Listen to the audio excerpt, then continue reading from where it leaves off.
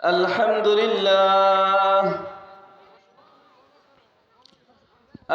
لله نحمده ونستعينه ونستغفره ونؤمن به ونتوكل عليه ونعوذ بالله من شرور أنفسنا ومن سيئات أعمالنا من يهدي الله فلا مضل له ومن يضلله فلا هادي له ونشهد أن لا إله إلا الله وحده لا شريك له ونشهد أن سيدنا وسندنا وحبيبنا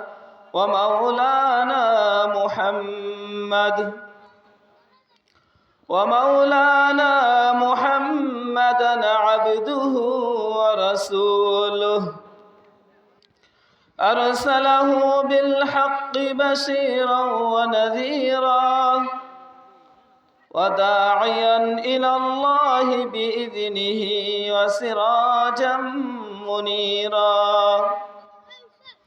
أما بعد فقد قال الله تعالى في كلامه المجيد والفرقانه الحميد أعوذ بالله من الشيطان الرجيم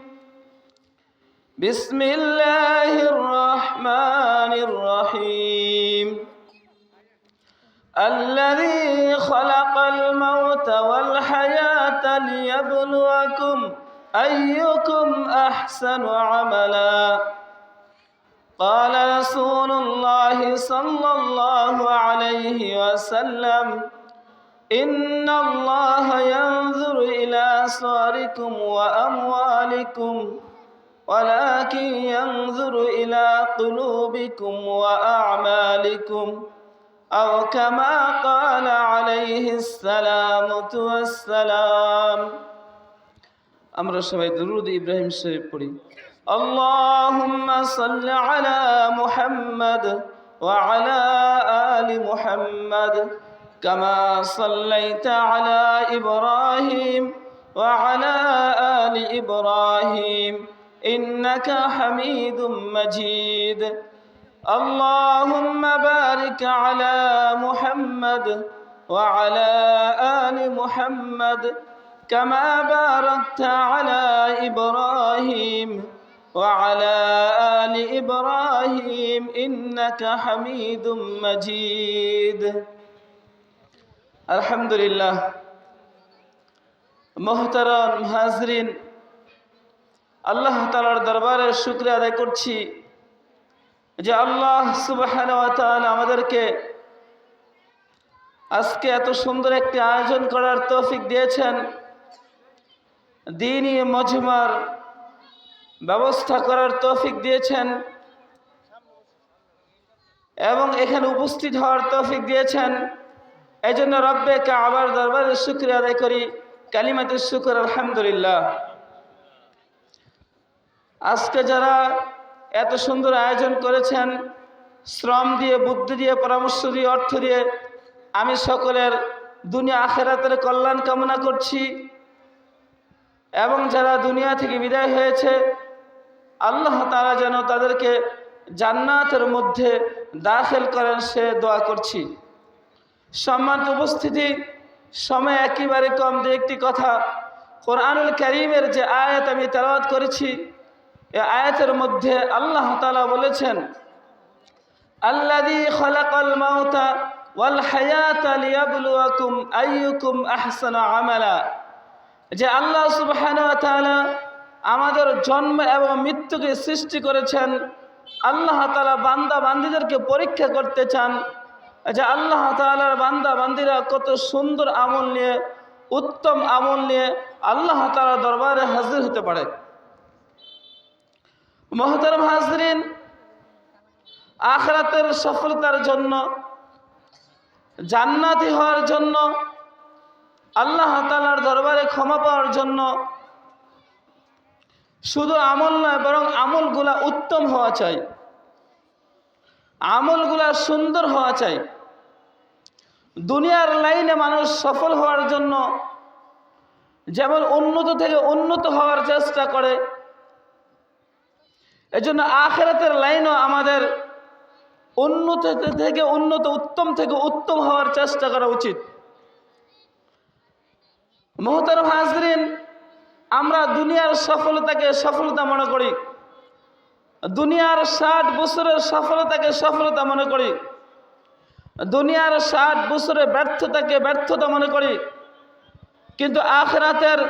লম্বা জীবনের ব্যর্থতাকে ব্যর্থতা মনে করি না, আখিরাতের লম্বা জীবনের সফলতাকে সফলতা মনে করি না।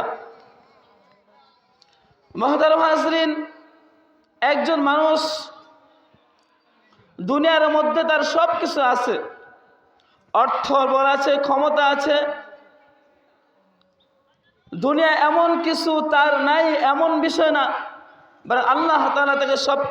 সবকিছু দিয়েছেন। কিন্তু আখিরাতে যে নেক আমল প্রয়োজন, উত্তম আমল প্রয়োজন, ঈমান প্রয়োজন, এগুলা তার কাছে নাই। বলেন এই ব্যক্তিটা সফল না ব্যর্থ?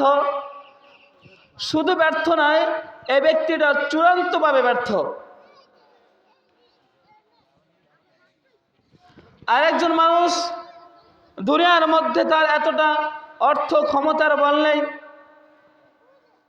কিন্তু তার সাথে আল্লাহ তাআলার সাথে সম্পর্ক আছে, তার কিছু উত্তম আমল আছে, আল্লাহ তাআলা যদি তাকে মাফ করে দেন, এই ব্যক্তিটা হচ্ছে সবথেকে সফল ব্যক্তি। এই জন্য মুহতারাম হাজরিন, আখিরাতে সফল হতে হলে উত্তম আমলের দরকার, উত্তম আমলের প্রয়োজন। আমি যদি মনে করি আমার অর্থের বল আছে, ক্ষমতার বল আছে, মুহতারাম উপস্থিতি, ফিরআউনের ক্ষমতা ছিল কিন্তু সফল হতে পারে নাই, নমরুদের অর্থ ছিল কিন্তু সফল হতে পারে নাই, কিন্তু হযরত বেলাল রাদিয়াল্লাহু তাআলা আনহু অর্থ ছিল না, ক্ষমতাও ছিল না, কিন্তু আল্লাহ তাআলার দরবারে এমনভাবে সফল হয়েছেন, তার নাম যখন আসে তার নামের পরে রাদিয়াল্লাহু তাআলা আনহু বলতে হয়।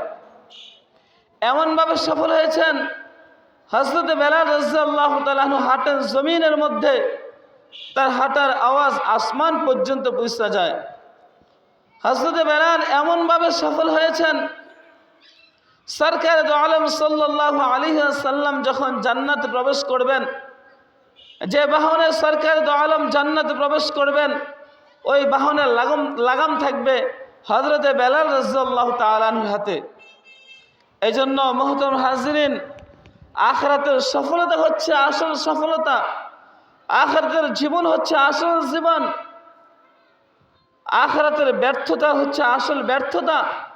এই জন্য আমরা যারা আছি, দুনিয়ার সফলতা নয়, খোদার কসম করে বলি দোস্ত, দুনিয়ার সর্বদিক থেকে যদি আমি ভালো হই, পরীক্ষা আমার রেজাল্ট ভালো, আমি সফল, অর্থের দিক দিয়ে আমার অভাব নাই, ক্ষমতার দিক দিয়ে আমার অভাব নেই, সমাজের মানুষ আমাকে সম্মান করে, দুনিয়ার মানুষগুলো আমাকে সম্মান করে, ও দোস্ত, যে আল্লাহ তাআলা আমাকে ক্ষমা না করে, বলে এ সম্মান এ অর্থ দিয়ে কি হবে? এই জন্য দুনিয়ার পিছনে না ছুটে একজন মুসলমানের তো উচিত হলো, একজন মুসলমানের সব থেকে বড় পাওয়া হলো সে আখিরাতের পিছনে ছুটবে,